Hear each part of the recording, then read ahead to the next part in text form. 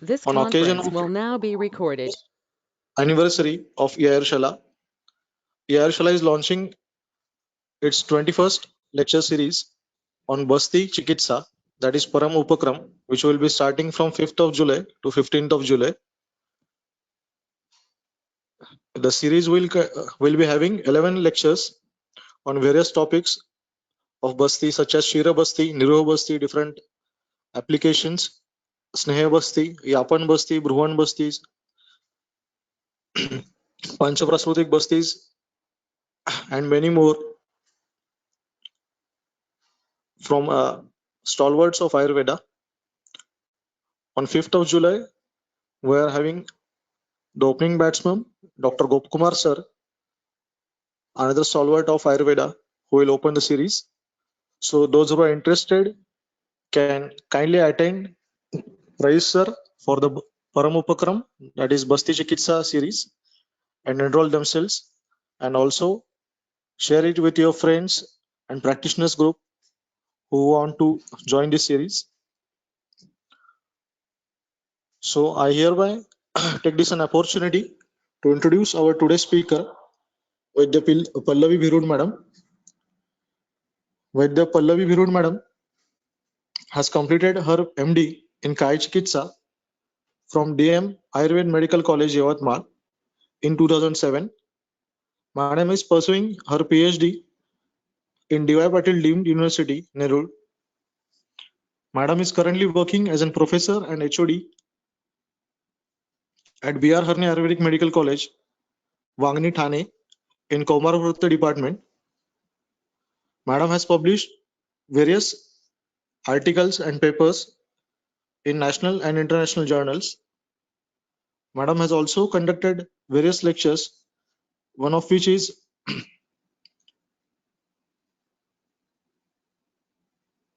delivered lecture for social awareness at various cooperative housing societies as guest of honor on Jan's Swasthya Sati Ayurved organized by Ayurved Vyaspeeth, Navi Mumbai in 2018-19.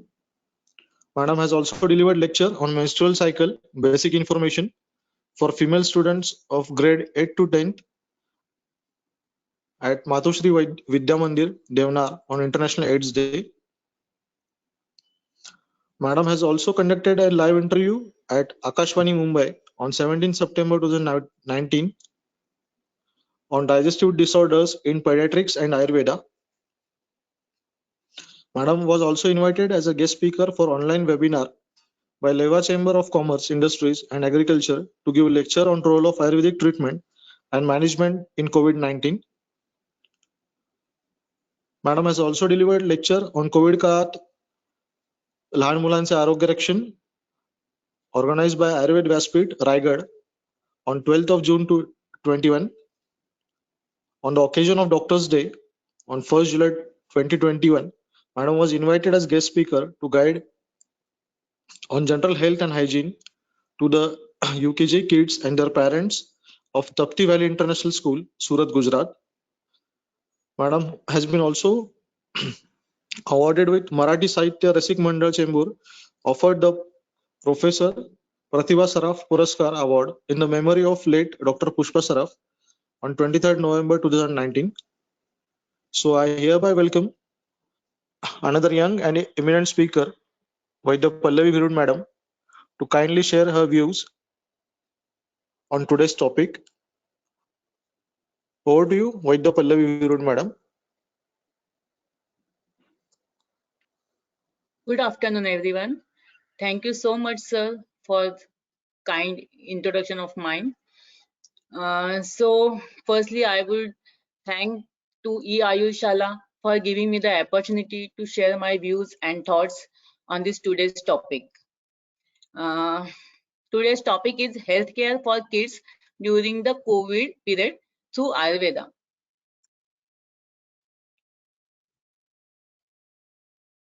Firstly, we take the blessings of Lord Dhanvantari and my Aradhya Daivat Bhagwan Shri Swaminarayan, and after taking the blessings, we'll start our lecture. Thank you so much. So, what are the? Firstly, I will try to speak in English or in between, but moreover I will try to speak in Hindi because I am more comfortable with Hindi. So please forgive me for that, and sorry also. Uh, for today's lecture, first, what are the contents of today's lecture? Today's lecture, we will start with the classification of age in child according to Ayurveda and modern science. Then, what are the impacts of COVID on the kids? How to know that our kids' immunity is low, and what are the immunity according to Ayurveda? What mention in Ayurveda about what is the immunity in according to the Ayurvedic science? And then we will discuss what healthcare or what how can we improve our health of our kids and our patients, basically, which came to us as a patient. So what can be done to improve the health of the kids from this COVID during this COVID situation. So yes, this is the story of Mahabharata. I think all of you must be knowing Mahabharat की बहुत बोलते हैं ना famous story है कि जब महाभारत का युद्ध होने वाला था, उसके जस्ट पहले कौरव और पांडव दोनों सेना चाहती थी कि हमें भगवान श्री कृष्ण की मदद या सहायता हमें मिले। तो दोनों तरफ से भगवान श्री कृष्ण के पास दुर्योधन कौरव सेना की तरफ से और अर्जुन पांडवों की सेना की तरफ से मदद मांगने के लिए या सहाय मांगने के लिए वहां पे गए थे। जब उन्होंने सहाय मांगा तो भगवान श्री कृष्ण ने बोला कि आप दोनों ही मुझे अति प्रिय हो, तो मैं आप दोनों की सहायता करूंगा। इसके लिए उन्होंने उनके सामने एक शर्त रखी। उन्होंने उनसे बात की कि एक तरफ मेरी पूरी नारायणी सेना होगी जो 7 अक्षोहिणी 7 मिलियंस ऑफ उसमें ये थे, उनमें योद्धा थे, और दूसरे साइड में सिर्फ भगवान श्री कृष्ण रहेंगे निशस्त्र वाले, जो कोई भी शस्त्र नहीं उठाएंगे पूरी महाभारत के युद्ध में। ऐसे सिर्फ मॉरल सपोर्ट के लिए मैं आपको वहां पे अवेलेबल रहूंगा। इस तरीके से उन्होंने दोनों को चॉइस दिया और उन्होंने बोला कि सबसे पहले अर्जुन को ये चॉइस मिलेगा क्योंकि अर्जुन वय के हिसाब से छोटा था। तो दुर्योधन को सबसे पहले तो बहुत गुस्सा आया क्योंकि उसे लगा अगर अर्जुन ने नारायणी सेना मांग ली तो। बट जैसे ही अर्जुन को ये पता चला, अर्जुन ने बिना विलंब, एक भी क्षण का विलंब ना करते हुए भगवान कृष्ण को चुना और डेफिनेटली फिर दुर्योधन को नारायणी सेना मिल गई। वो मन ही मन बहुत खुश भी हुआ क्योंकि उसे नारायणी सेना बहुत उसकी इच्छा ही थी कि मुझे वो नारायणी सेना मेरे पार्ट में मिल जाए और मैं उसकी हेल्प से ये महाभारत का युद्ध जीत जाऊंगा, ऐसी उसकी धारणा थी। बट आप सब पता है कि जब महाभारत का युद्ध हुआ तो नारायण कौरवों की सेना कितनी भी ज्यादा हो, लेकिन वहां पे भगवान श्री कृष्ण नहीं होने की वजह से वो युद्ध हार गए और भगवान श्री कृष्ण की वजह से पांडव जो महाभारत का युद्ध जीत गए। क्योंकि वो जो सेना थी उसको गाइडेंस देने वाला, उसको मार्गक्रमण दिखाने वाला जो भगवान श्री कृष्ण थे वो वहां पे नहीं थे, इसके लिए वो सेना कुछ काम की नहीं थी। द सेम एग्जाम्पल अगर हम लोग अपने ये कोविड के टाइम पे, कोविड के पीरियड में अप्लाई करते हैं तो ये कोविड का भी युद्ध ही है। आज हम सब लोग कितने पिछले 1.5 या 2 साल से जूझ रहे हैं, उसके साथ लड़ाई चालू है अपनी। और ऐसे अभी साइंटिस्ट आगे जाके ऐसे भाकित उन्होंने किया है, ऐसे उन्होंने अंदाजा बताया है कि शायद आगे जाके जो थर्ड वेव आएगी उसमें छोटे बच्चे या जो पेडियाट्रिक एज ग्रुप है उनको ज्यादा इफेक्ट या इम्पैक्ट ये कोविड का हो सकता है। तो अगर ये बच्चों को ये कोविड का इम्पैक्ट होता है तो उससे बचना या उनसे उनका बचाव करना ये हमारे वैद्यों का सबसे पहला कर्तव्य है। तो ये कोविड का युद्ध अगर हम लोग कंपेयर करें महाभारत के युद्ध से, तो उसी तरह से जैसे कोविड के महाभारत के युद्ध में इतनी सारी सेना कौरवों के पास थी बट भगवान नहीं होने की वजह से वो युद्ध जीत नहीं पाए। सेम लाइक आज हमारे पास भी मॉडर्न साइंस के हिसाब से देखो तो मल्टीपल इंजेक्शन है, वैक्सीन है, मल्टीविटामिन है, हाई प्रोटीन डाइट वो लोग देते हैं, मल्टीपल हेल्दी वाला डाइट लेने के लिए एडवाइस करते हैं, वेजिटेबल्स है, फ्रूट्स है, ड्राई फ्रूट्स है, देयर आर मल्टीपल डाइटरी जो प्लान्स है वो अवेलेबल है। उसके साथ साथ जो आयुर्वेदिक हमारा जो हर्बल ड्रग्स जिसको बोलते हैं आजू बाजू सा बटुआ, या हमारे घरगुती जो मेडिसिन हम लोग यूज करते हैं हल्दी तुलसी, जो नॉर्मल जनरल लोगों को भी पता रहते हैं वो सब मेडिसिन है। आयुर्वेद के हम लोग वैद्य जो मेडिसिन यूज करते हैं प्रिस्क्राइब करते हैं पेशेंट को वो सब मेडिसिन है। पंचांग प्रोसीजर्स वी कैन फॉलो। तो ये सभी सेना, ये सब नारायणी सेना हमारे पास अवेलेबल है, बट फिर भी हम लोग इसे जीत नहीं पा रहे। क्यों नहीं जीत पा रहे? क्योंकि हमारे पास एक उत्तम वैद्य होना चाहिए, एक उत्तम डॉक्टर होना चाहिए, बिकॉज विदाउट डॉक्टर ये युद्ध नहीं जीता जा सकता है। तो एक वैद्य को पता होना चाहिए कि ये सब चीजों का उपयोग किस तरीके से, कौन सी कंडीशन में, किस वे से और कैसे करना है। तो अगर ये वैद्य, आज के लेक्चर में मेरा यही प्रयास रहेगा कि आप सब वैद्य, अगर हम लोग, क्योंकि बहुत सारे जो आयुर्वेद के सिद्धांत हैं हम लोग अपनी लाइफ में यूज नहीं कर पाते हैं, तो उसकी वजह से हम लोग पेशेंट को भी गाइडेंस नहीं दे पाते हैं। तो बस आज के इसके लेक्चर में वही मेरा प्रयास होगा कि आप सब या हम सब मोटिवेशन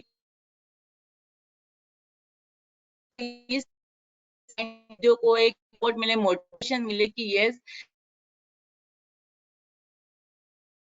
हम सब अगर इस नारायणी सेना को, ये सब हमारे पास है, ऐसे नहीं कि हमारे पास कुछ नहीं है, but we have to use it in a proper. और कोविड के साथ हम लोग अच्छे से लड़े। सबसे पहले टुडेज लेक्चर स्टार्ट करने के पहले हम लोग ने देखा जैसे classification of age is very important. आयुर्वेदिक अलग अलग संहिता में, काश्यप संहिता, चरक संहिता, सुश्रुत संहिता में बालकों का वय विभाजन जिसको बोला जाता है ऐसे किया गया है। काश्यप संहिता में गर्भावस्था से लेके कौमारावस्था, 1 साल से 16 साल तक का कौमारावस्था बताई गई है। गर्भावस्था तो सबको पता है, कंसेप्शन से बर्थ तक की अवस्था। बाल्यावस्था 1 साल, जन्म से लेके 1 साल तक की अवस्था। इस तरीके से काश्यप संहिता में वर्गीकरण किया गया है बच्चों के एज का। चरक संहिता में एक्चुअली 30 इयर्स तक बालक या बाल्यावस्था मानी गई है। उसमें अपरिपक्व धातु अवस्था एंड विवर्धमान धातु अवस्था। अपरिपक्व धातु अवस्था जिसमें धातु अपरिपक्व होते हैं, ऐसी from birth to 16 years of age ऐसे मान्य की गई है। और विवर्धमान अवस्था 16 से लेकर 30 साल तक की अवस्था। सेम सुश्रुत संहिता में भी 0 से 16 साल तक मानी गई है, बट उन्होंने सुश्रुत संहिता में बच्चे क्या खाते पीते हैं उनके खान पान के हिसाब से उन्होंने अवस्था की गई है। उसमें शिरप अवस्था, शिरान्नाद अवस्था और अन्नाद अवस्था। बर्थ से लेके 1 साल तक का बच्चा शिरप अवस्था, 1 साल से 2 साल तक का बच्चा शिरान्नाद अवस्था, 2 साल से 16 साल तक का बच्चा जो है अन्नाद अवस्था। इट मीन्स कि जो टोटल क्लासिफिकेशन अगर हम लोग वेगली देखें तो दिस इज मेनली 3 पार्ट्स में इसका डिवीजन होता है। पहले तो 0 से 6 मंथ्स के जो बच्चे हैं जो सिर्फ माँ के दूध के ऊपर ही होते हैं, उनका सब चालू रहता है पोषण, तो उस वक्त उनका केयर लेना या उनको ट्रीटमेंट देना एक डिफरेंट पार्ट हो जाता है। 6 मंथ से 2 साल तक के बच्चे जो है, जो माता के दूध के साथ ऊपर का भी खाना जो उनको हम लोग देते हैं उसके ऊपर डिपेंड करते हैं। इसकी वजह से उनके खाने पीने में या उनकी ट्रीटमेंट करते समय कुछ अलग थिंकिंग हम लोग को करनी पड़ती है। और 2 साल से 16 साल का बच्चा जो टोटली ऑन फूड, सिर्फ बाहर का जो खाना खाता है उसके ऊपर वो रहता है, उनकी में हमको अलग वे से थोड़ा थिंकिंग करना होगा। तो इस तरीके से specially classification of age is very important. वैसे ही आयुर्वेद के हिसाब से जैसे किया है वैसे में भी बच्चों का वर्गीकरण या क्लासिफिकेशन किया गया है। तो जिसमें 0 to 28 डेज के जो बच्चे हैं उनको नियोनेट जाता है। 28 डेज से 1 ईयर बच्चों को इन्फेंट कहा जाता है। 1 ईयर to 3 इयर्स के बच्चों को बोला जाता है। 3 to 5 school age and 5 years till the onset of puberty is the school going age।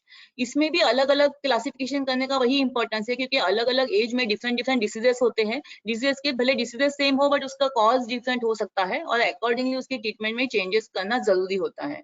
तो इसके लिए ये मॉडर्न के हिसाब से भी क्लासिफिकेशन इज वेरी इंपॉर्टेंट। और अभी हम लोग देखेंगे कि what is covid according to Ayurveda. हम लोग पिछले 1.5 साल से जो कोविड के बारे में चर्चा हो रही है, कोई भी घर पे जाओ या कोई भी 2 पर्सन जब मिलते हैं तो कोविड के बारे में चर्चा तो होती ही होती है। तो क्यों इतना कोविड ने पूरा ये जो बोलते हैं ना आतंक मचा दिया समाज में या पूरे जग में। तो ये जो कोविड का वर्णन है हम लोग को भी एज अ वैद्य, आपको सबको भी पता होगा, सब पेशेंट हम लोग को पूछते हैं आप ट्रीटमेंट देते हो तो क्या कोविड का वर्णन किया गया है, कुछ मेंशन किया है कोविड के बारे में। तो हम लोग को पता होना चाहिए कि यस, कोविड का वर्णन आयुर्वेद में बताया गया है। कोविड नाम भले ना हो आयुर्वेद की संहिताओं में, बट आयुर्वेद में जनपदोध्वंस व्याधि या जनपदोध्वंस रोग मेंशन किए गए हैं। तो उन्होंने बताया है कि वायु, जल, देश, काल में गया है, इन सब का जब प्रकोप होता है एक साथ, जब एक साथ इन सबका प्रकोप हो जाता है तो एक ही टाइम पे एक ही वे से और एक ही संप्राप्ति से सभी व्याधि या सभी लोग जो है एक साथ ग्रस्त होते हैं, उनको व्याधि से ग्रसित होके इन्फेक्टेड होके उनको जो व्याधि या बीमारी हो जाती है उसे जनपदोध्वंस रोग आयुर्वेद में बताया गया है। सुश्रुत संहिता में अगर औपसर्गिक रोगों का वर्णन देखो या उसके हेतु का श्लोक पढ़ो, प्रसंगात संस्पर्शात निश्वासात भोजनात् शय्यासनात् चापि वस्त्रमाल्यानुलेपनात्, मतलब ये सब जो औपसर्गिक रोगों के हेतु बताए गए हैं ना, ये सब जो हेतु है वो सेम कोविड के, अभी आजकल हम लोग जिसको कोविड के पॉजिटिव फैक्टर्स या कोविड ना होने के लिए हम लोग मास्क पहनना, सोशल डिस्टेंसिंग फॉलो करना, ये सब जो हम अभी फॉलो कर रहे हैं, हमारी संहिताओं में पहले से ये सब संस्पर्श के हिसाब से औपसर्गिक व्याधियों के हेतु बता चुके हैं, बट हम लोग उसको फॉलो नहीं कर पा रहे थे पिछले कुछ सालों में, तो उसकी वजह से ये अभी पैंडेमिक जिसको हम लोग बोलते हैं जनपदोध्वंस रोगों की होना चालू हो चुका है। उसका मेन रीजन क्या है, तो वो ये सब जो जलवायु देश काल इन सब की एक साथ दुष्टि होना, और ये क्यों होती है, बिकॉज उसका जो प्रकोप जो बोलते हैं उसकी जो कंसिस्टेंसी, उसका जो नेचुरल वे होता है वो बिगड़ जाता है।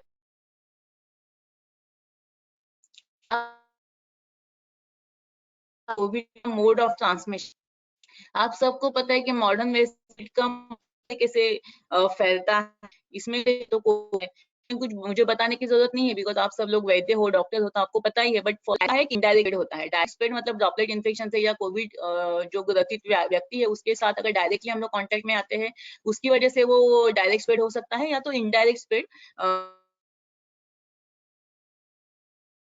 उसके हाथ करने से या उस जिस तरह से जो कोविड बाधित व्यक्ति है उसने उस हाथ को स्पर्श करने से, उसने जो चीजों को या वस्तुओं को स्पर्श किया है वहां पे के विषाणु हम लोग भी स्पर्श करते हैं या कोई बच्चा स्पर्श करता है और होने के बाद उसी को नाक मुंह में लेके जाता है, उसको भी उसका इन्फेक्शन हो सकता है। तो उसमें भी बहुत सारे बच्चे कोविड से बाधित हो गए थे। उसमें मैक्सिमम को तो उसमें मेन चेस्ट डिस्कम्फर्ट या तो difficulty in breathing, lack of discomfort, ये तीन मेन उस साथ कुछ एसोसिएटेड सिम्टम्स मैक्सिमम बच्चों में पाए गए। Associated symptoms like loose motions है, वॉमिटिंग है, सीवियर हेडेक है, अनकॉन्शियसनेस है, फीट आना, रैशेस होना, रेड आईज, लॉस ऑफ टेल्डेंस, इस तरीके के एसोसिएटेड सिम्टम्स भी पेशेंट में देखने को मिले।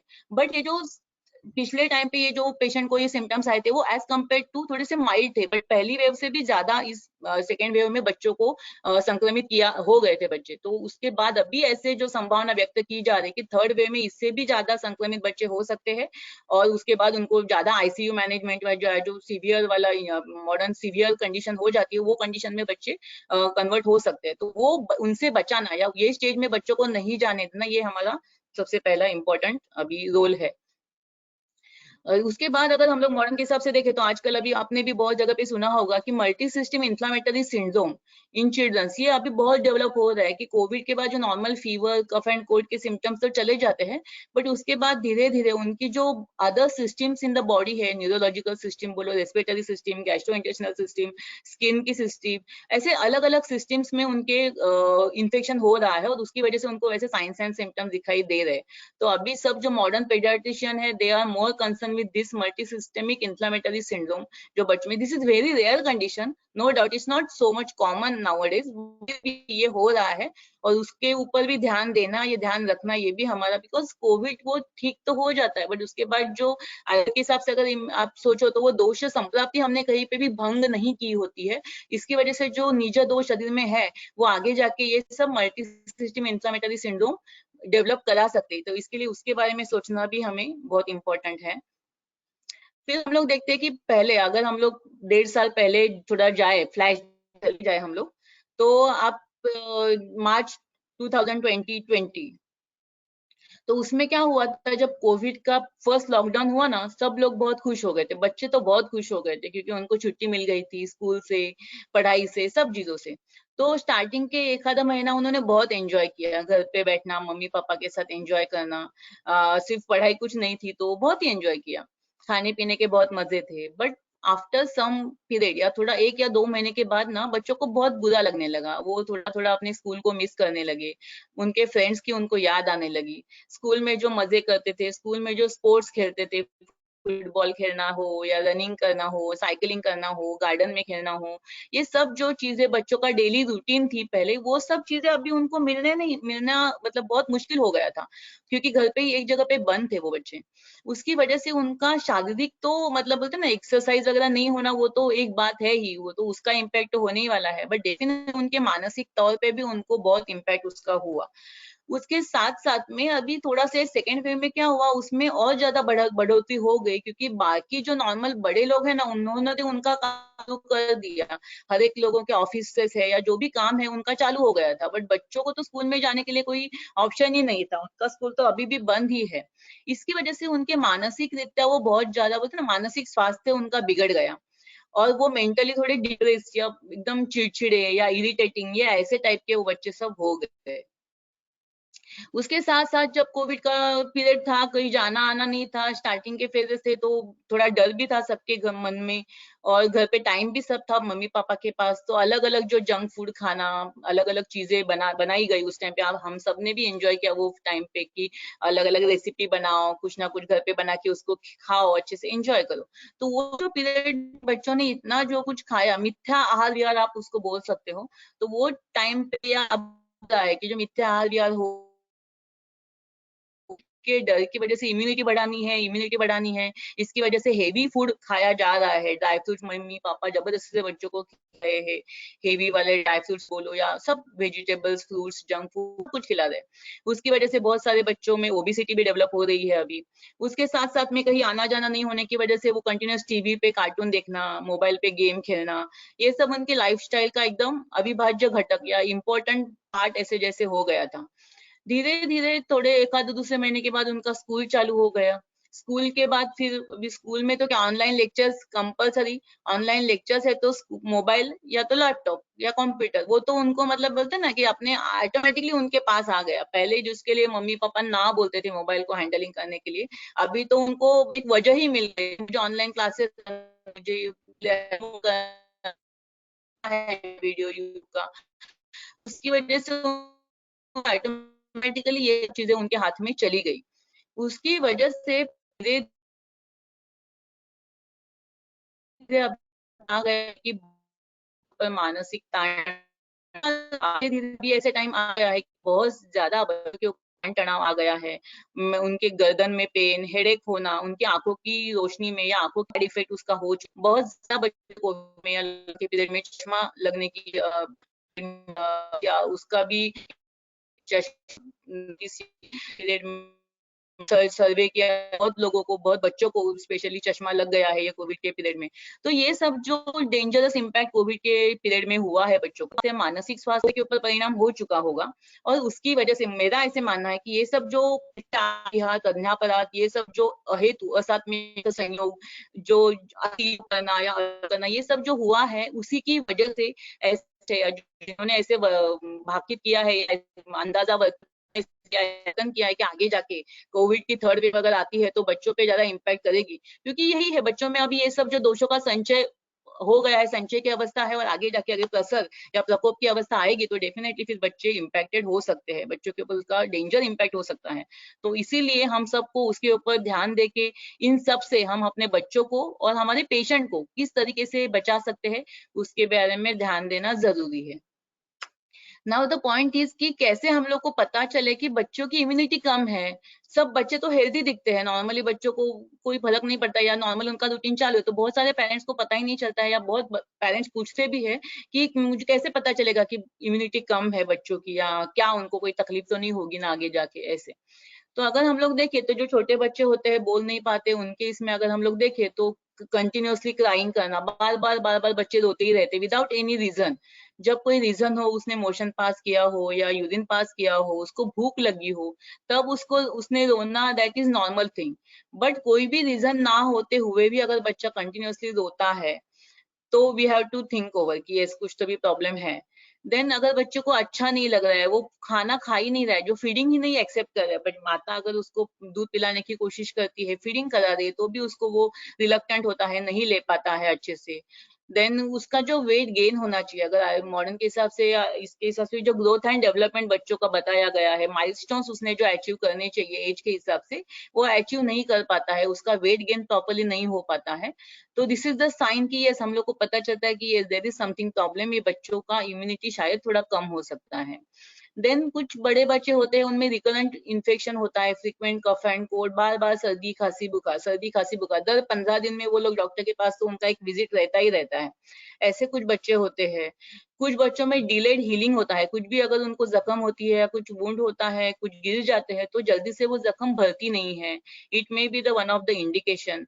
देन न्यूट्रिशनल डेफिशिएंसीज अगर उन बच्चों में कुछ है, तो ये सब से हम लोग को थोड़ा आइडिया आ सकता है, थोड़ा पता चलता है कि ये बच्चों की इम्यूनिटी कम हो रही है, या उसके लिए हमें पहले से कुछ, और ये सब जो कंडीशंस है, ये they are more prone to the Covid या any other type of infection. तो इसके लिए इन सब से, इन सबको अच्छे से प्रॉपरली गाइडेंस देके उनको ये कोविड के थर्ड वेव से बचाना हमारा बहुत इंपॉर्टेंट काम है अभी आगे जाके।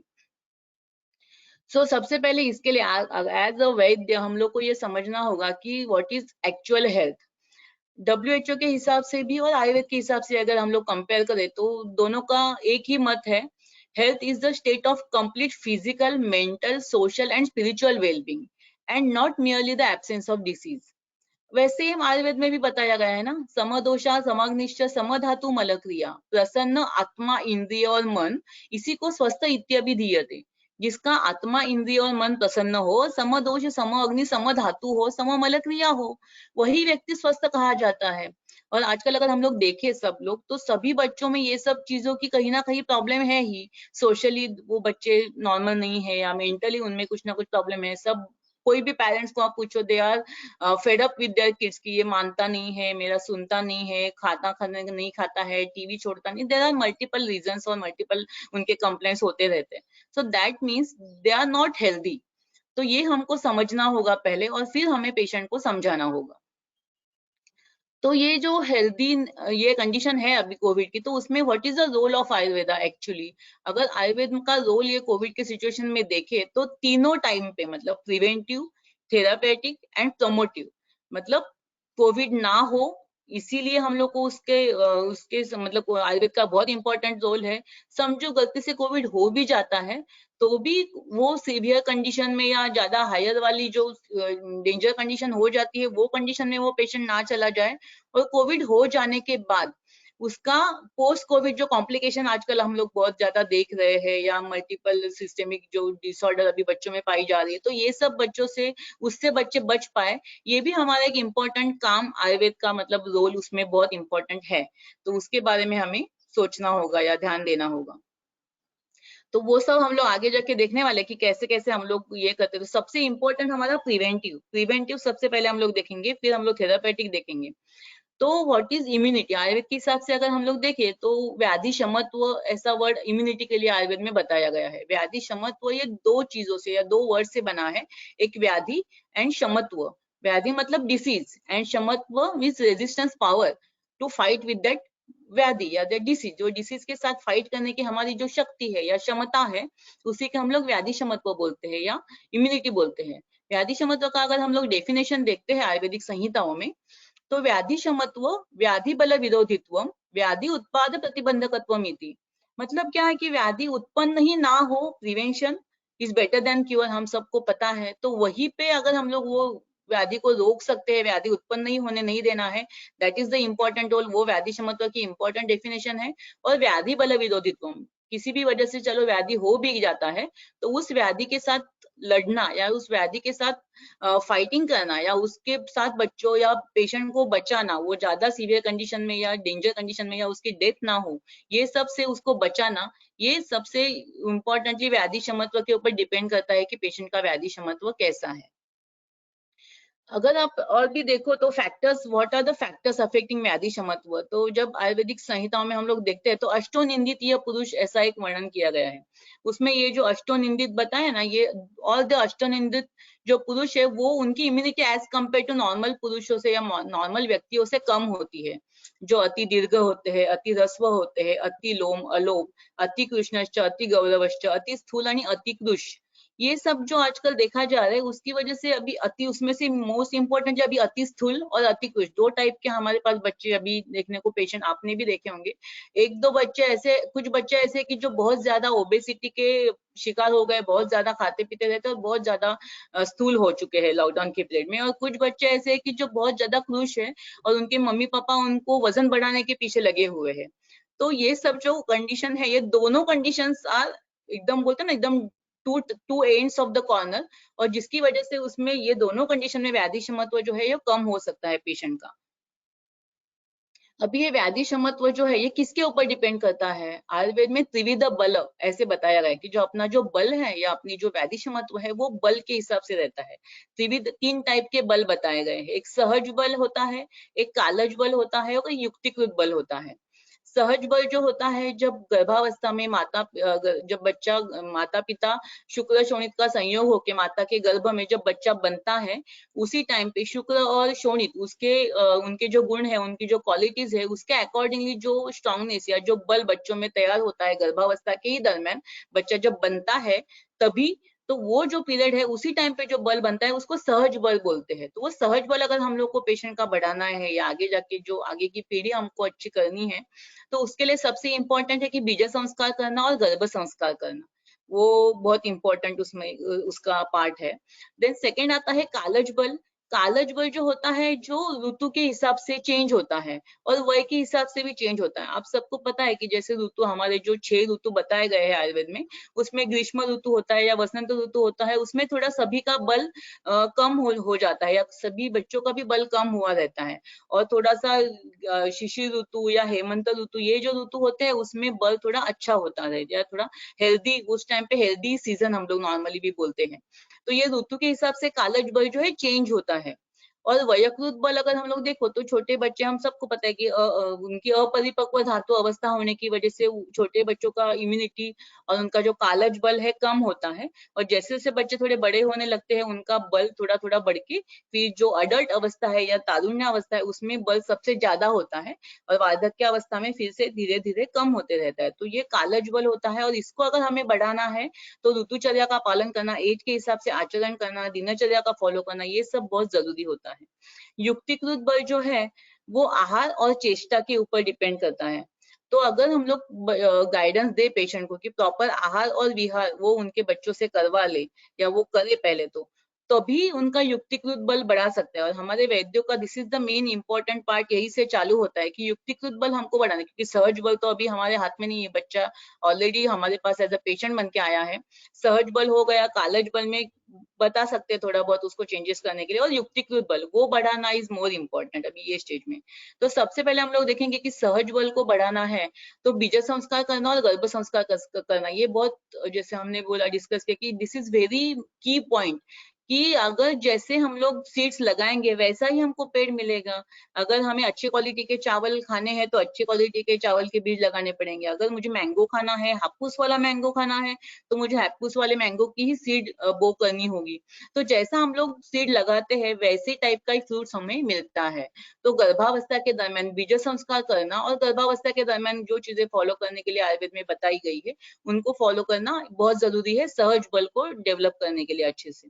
देन दूसरा हमको पता है कि स्ट्रॉन्ग फाउंडेशन किस पे होता है, जब फाउंडेशन अच्छा हो तो उसी के ऊपर हाई राइज फ्लोर या बिल्डिंग अच्छे से अगर बनानी है हमको, 24 फ्लोर 50 फ्लोर की बिल्डिंग जब बनती है तो उसका फाउंडेशन उतना स्ट्रांग होना चाहिए। जितना फाउंडेशन स्ट्रांग होता है उतना उसकी उसके अकॉर्डिंगली उसके ऊपर अच्छी सी बिल्डिंग या उतने बड़ी वाली बिल्डिंग डेवलप हो सकती है। तो अगर हमें आगे जाके बच्चों की हेल्थ सभी वे से, फिजिकल मेंटल सोशल स्पिरिचुअल अच्छी से मेंटेन करनी है, तो उसके लिए उनका स्ट्रॉन्ग फाउंडेशन गर्भावस्था के दरमियान करना ये बहुत इंपॉर्टेंट है। और इसकी भी जानकारी हम लोग अपने पेशेंट को दे सकते हैं या देना बहुत इंपॉर्टेंट है। नेक्स्ट आता है कि कालज बल। कालज बल जैसे हमने बोला कि उसको अगर हमें बढ़ाना है तो ऋतुचर्या का पालन करना और दिनचर्या का पालन करना।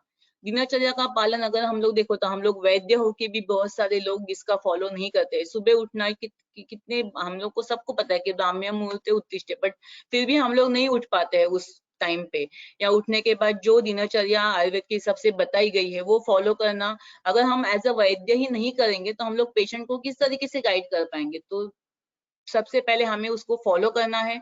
उसके जब हम लोग उसको फॉलो करेंगे, पेशेंट को बता सकते हैं, और उसके बाद पेशेंट उसको फॉलो करके उनके बच्चों को सिखा सकते हैं। और पेशेंट जो भी बच्चे हैं ना, बच्चे सिर्फ अनुकरण करते हैं माता पिता का। जैसे माता पिता करते हैं, माता पिता का जैसे वर्तन होता है वैसे ही बच्चे करना शुरू करते हैं। तो बच्चों को अगर हमको इम्प्रूव करना है या बच्चों की लाइफस्टाइल मॉडिफाई करनी है, तो पेरेंट्स की पहले तो इम्प्रूव करनी ही होगी। इसके लिए दिनचर्या का फॉलो करना और ऋतुचर्या का फॉलो करना, ये भी गाइडेंस पेशेंट को देना बहुत इंपॉर्टेंट है। देन आता है युक्तिकृत बल। युक्तिकृत बल को हमको अगर इम्प्रूव करना है तो these are the 4 main criteria जिस पे हम लोग अभी डिस्कस करने वाले हैं कि diet modification, lifestyle modification, sleep अच्छे से होना चाहिए और mental health. This is most important part, because physically the patients are good, उनकी हेल्थ अच्छी है, ऐसे उनको लगता है कोई डिसीज नहीं है मुझे, बट मेंटली और socially they are not good. तो वो स्वस्थ की व्याख्या में नहीं बैठ पा रहे, तो वो हमको उनको सिखाना है। सबसे पहले अगर हम लोग देखें कि आहार के बारे में अगर हम लोग चर्चा करें, तो आहार के बारे में आयुर्वेद में अष्टविध आहार विधि विशेष आयतन के बारे में बताया गया है कि जिसमें आहार किस तरीके से लेना है, what are the rules to follow when we took the food और आहार। तो जो आहार लेने की विधि बताई गई है, किस वे से हम लोग को आहार ग्रहण करना है, उसको हम लोग बोलते हैं अष्ट आहार विधि विशेष आयतन। उसमें 8 टाइप्स बताए गए हैं, जिसमें प्रकृति, करण, संयोग, राशि, देश, काल, उपयोग, संस्थान, उपयोगिता। तो प्रकृति क्या है? प्रकृति मतलब natural qualities of the food. Food में क्या क्वालिटीज है उसको ध्यान में रख के हमको फूड का सेवन करना चाहिए, आहार का ग्रहण करना चाहिए। हम सबको पता है ये सब पॉइंट शॉर्ट शॉर्ट लेके हम लोग आगे बढ़ते हैं। तो नॉर्मली हमको ये पता होता है कि जैसे ग्रीन मूंग है वो पचने के लिए लाइट होते हैं, ब्लैक जो ग्राम्स है या अपने उड़द की दाल है वो थोड़ी हेवी होती है, तो उसके अकॉर्डिंगली हमें खाना पीना एडवाइस करना है पेशेंट को। और पेशेंट की प्रकृति देखिए, क्वालिटीज ऑफ द फूड और पेशेंट की भी प्रकृति, इन दोनों का विचार करके हमें पेशेंट को खाना एडवाइस करना होगा। देन आता है current preparation of the food. हम सबको पता है संस्कार, जो फूड पे जिस तरीके का संस्कार होता है उसके अकॉर्डिंगली उसमें गुणांतर धान होता है। तो संस्कार ही गुणांतर धानम है। तो जो प्रोसेसिंग हम लोग फूड के ऊपर करते हैं उसके अकॉर्डिंगली उसकी क्वालिटीज में चेंजेस होते हैं, उसमें अलग क्वालिटीज भी डेवलप होती है समटाइम्स। तो हमको पता है भूंजना या बॉइलिंग करना, चर्निंग करना, ये सब जो प्रिपरेशन, ये सब जो मेथड्स है संस्कार करने के, उसके वजह से भी जो फूड की क्वालिटीज है वो चेंज होती है। तो वो भी हमें पेशेंट को गाइड करना जरूरी है। और जो काल के हिसाब से भी फूड में चेंजेस आते हैं, क्योंकि रॉ मैंगो होता है और राइप मैंगो होता है, पका हुआ फल। दोनों के गुणों में अंतर है, दोनों का जो क्वालिटीज है वो डिफरेंट होती है। तो उसके भी वो भी हमें ध्यान देना पेशेंट के लिए गाइडेंस देते समय जरूरी है। नेक्स्ट आता है संयोग, कॉम्बिनेशन ऑफ द फूड, कि हम लोग जो फूड खा रहे हैं उसका कॉम्बिनेशन किस तरीके से कर रहे हैं।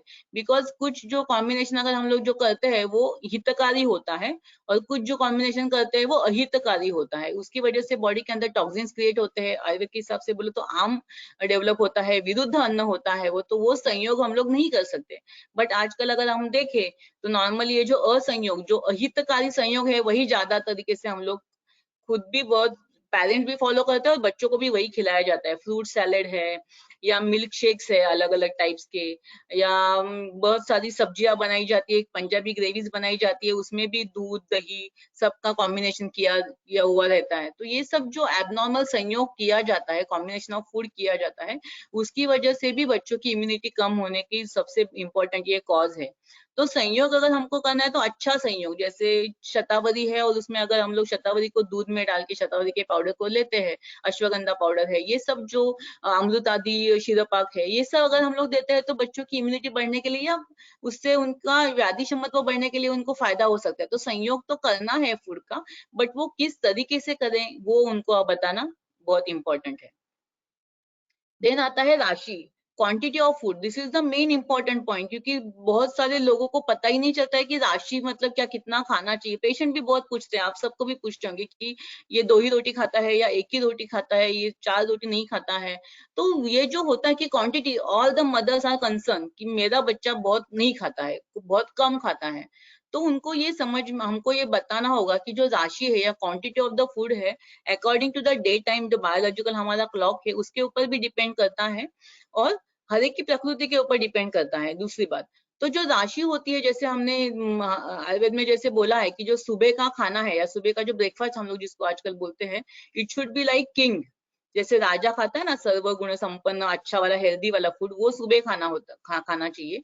देन दोपहर का खाना शुड बी लाइक प्रधान, थोड़ा लोअर लेवल का। एंड रात का डिनर जो है बेगर के जैसा या भिखारी के जैसा होना चाहिए। बट अगर हम लोग अभी सोसाइटी में देखें तो टोटली इसका अपोजिट हम लोग को देखने को मिल रहा है कि जो लंच और ब्रेकफास्ट होता है बहुत हल्का, चाय के साथ बिस्किट, या लोग भी दूध के साथ कॉर्नफ्लेक्स या ऐसे कुछ भी चटर फटर जो है वो खा लेते हैं।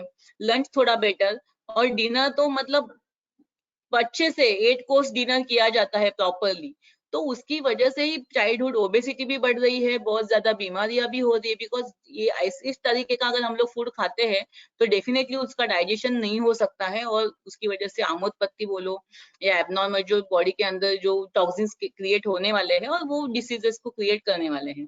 जब हम लोग राशि को क्वांटिटी ऑफ द फूड को दिमाग में लेते हैं, तो जैसे उसकी सर्वग्रह और परिग्रह, सर्वग्रह मतलब total quantity of the food, जो टोटल हमको खाना है उसकी क्वांटिटी कितनी होगी, और परिग्रह मतलब एक एक जो खाना है, एक एक टाइप ऑफ फूड है वो कितना खाना चाहिए।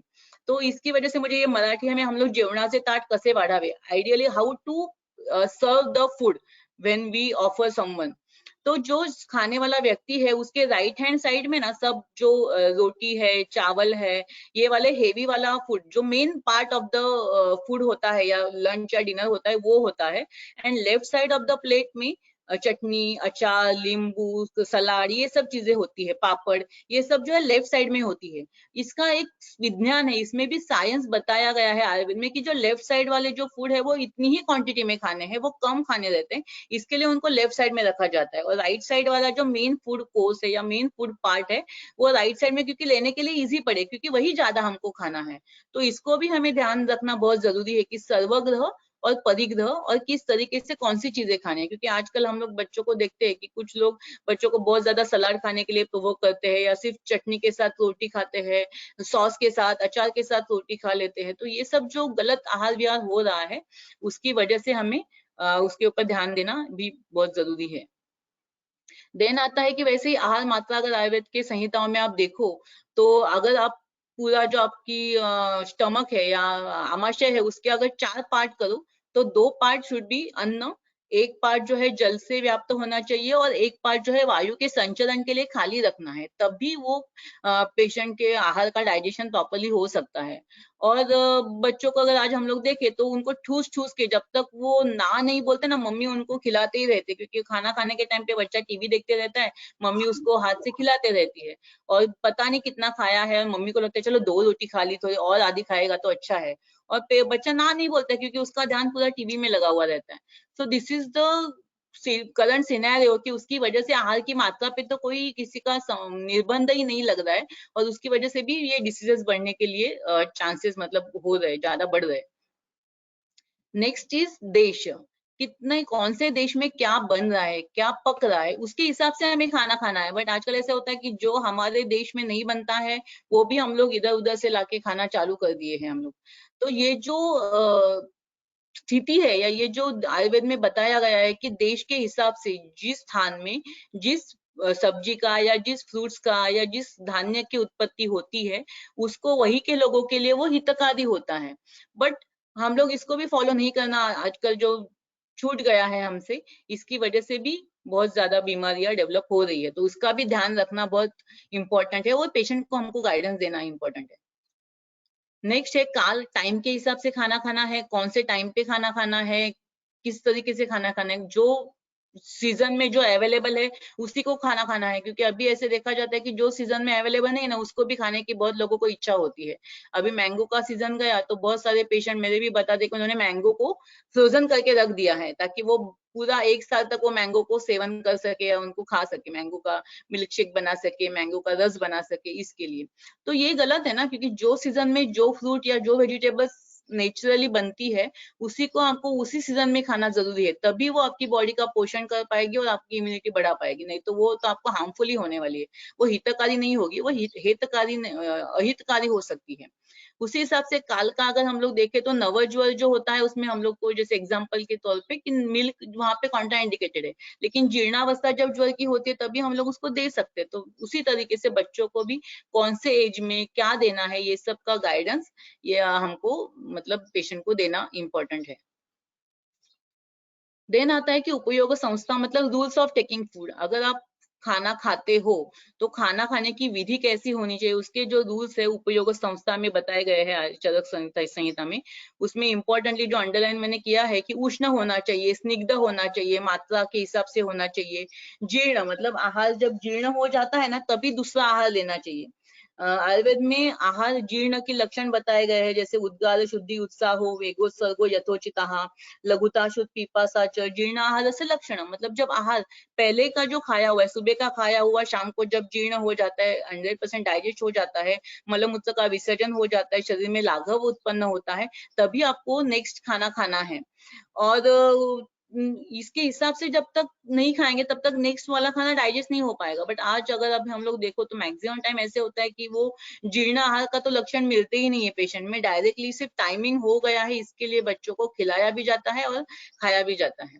देन वीर्य विरुद्ध जो है वो भी हमको अवॉइड करना है। फ्रूट सलाद जैसे बोला वीर्य के विरुद्ध है, गरम खाना खाने के बाद फिर आइसक्रीम खाया जाता है, तो इसका भी ध्यान देना बहुत इंपॉर्टेंट है। इष्ट देशे सर्व इष्ट सर्वोपकरणे, वातावरण आजू बाजू का वातावरण कैसा होना चाहिए, घाई घाई में खाना, खड़े खड़े खाना, आजू बाजू में सब गंदगी और वहां पे रास्ते पे जो खाना खाते हैं, तो ये सब जो एबनॉर्मल कंडीशंस है इसके ऊपर ध्यान देना जरूरी है। ना अति द्रुतम ना अति विलंबितम, मतलब ना ज्यादा फास्ट भी नहीं खाना है, बहुत स्लो भी नहीं खाना खाना है। बहुत बच्चा आप ऐसे देखोगे कि वो टीवी के सामने बैठे रहते हैं, 2 घंटे तक उनका खाना चालू ही रहता है। और कुछ बच्चे ऐसे होते हैं कि फास्ट मतलब सब लोग खाने खाने को बैठे तब तक वो बच्चे का खाना तो खत्म भी हो जाता है। तो इस तरीके की दोनों जो चीजें है वो गलत है और इससे हम लोग को मतलब अच्छे से रोकना बहुत इंपॉर्टेंट है।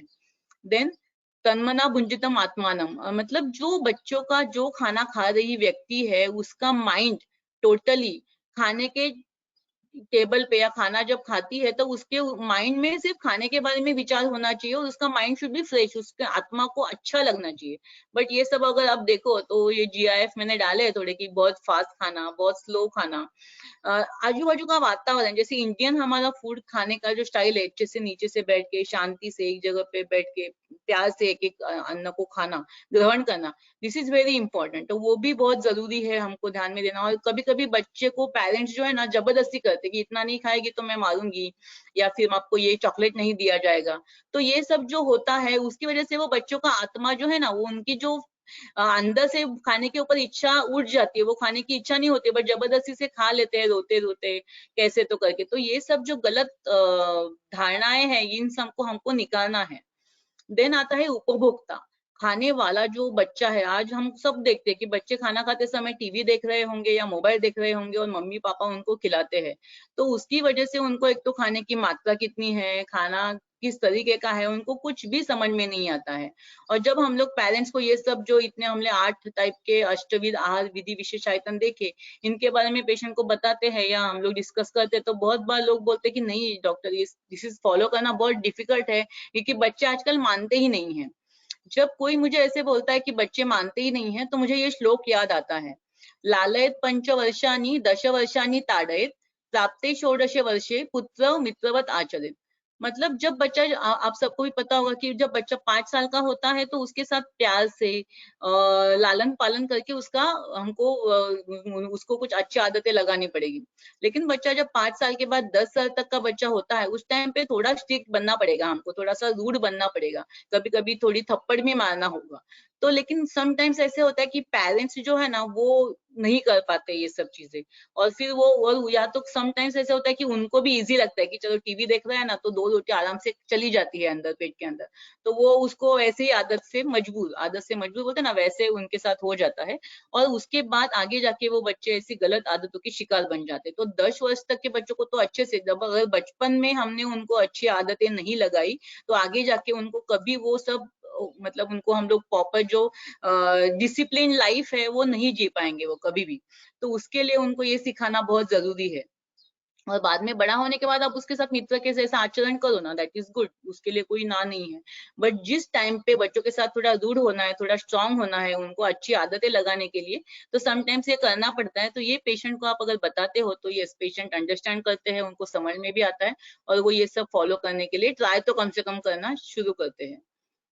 नेक्स्ट जैसे बोला कि 5 सेंस से खाना खाना है। हम लोग खाना खाते हैं, जो उपयोगिता में ही आने वाला था, क्योंकि जो हम लोग खाना जब भी खाते हैं तो पांचों इंद्रिय जो हमारे हैं, ज्ञानेंद्रिय, पहले हम लोग खाने को देखते हैं, फिर उसको फील करते हैं हाथ से, उसको स्मेल करते हैं, पापड़ या ऐसे कुछ जो कुरकुरी चीजें उनका साउंड आता है वो फील करते हैं, एंड देन उसको रसना से ग्रहण करते हैं। तो जो इस तरीके का सर्व गुण संपन्न या सर्व विधियों से संपन्न जब आहार का ग्रहण होता है, तो डेफिनेटली वैसा आहार जो है आपकी इम्यूनिटी बढ़ाने के लिए मदद करता है। आहार के बारे में इतना बोलने का इम्पोर्टेंट यही है क्योंकि ये काश्यप संहिता का इम्पोर्टेंट श्लोक है, न च आहार सम किंचित भैषजम उपलभ्यते।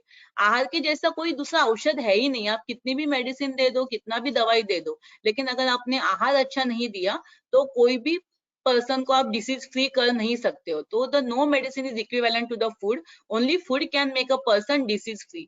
अगर आहार अच्छा होगा ना तो कोई मेडिसिन की जरूरत ही नहीं पड़ेगी फिर, क्योंकि आयुर्वेद का तो मेन बोलते हैं ना, हमारा लक्ष्य यही है, ध्येय ही है स्वस्थ से स्वास्थ्य रक्षणम। तो इसके लिए हमको आहार के ऊपर ध्यान देना is very very important. Next आता है लाइफस्टाइल। लाइफस्टाइल कैसे होनी चाहिए आजकल के बच्चों की, क्योंकि आजकल के बच्चे हम सब देखते हैं कोई भी सुबह जल्दी उठता नहीं है। सुबह उठने के लिए उनको बहुत प्रेशर लगाना पड़ता है, बहुत मस्का लगाना पड़ता है। मम्मी पापा दो दो तीन तीन बार उनको जबरदस्ती से हिलाते हैं, कैसे उठाते हैं, ऐसे करके वो बच्चे उठते हैं। तो इस तरीके की उनको अगर पहले से हम लोग आदत लगाते सुबह जल्दी उठने की, फिर जल्दी उठने के बाद आयुर्वेद की दिनचर्या का फॉलो करना, अभ्यंग स्नान करना। अभ्यंग करने से नॉर्मली जो हम लोग होते शरीर में लाघव उत्पन्न होता है, बल वृद्धि होती है, दीर्घ आयु प्राप्त होता है।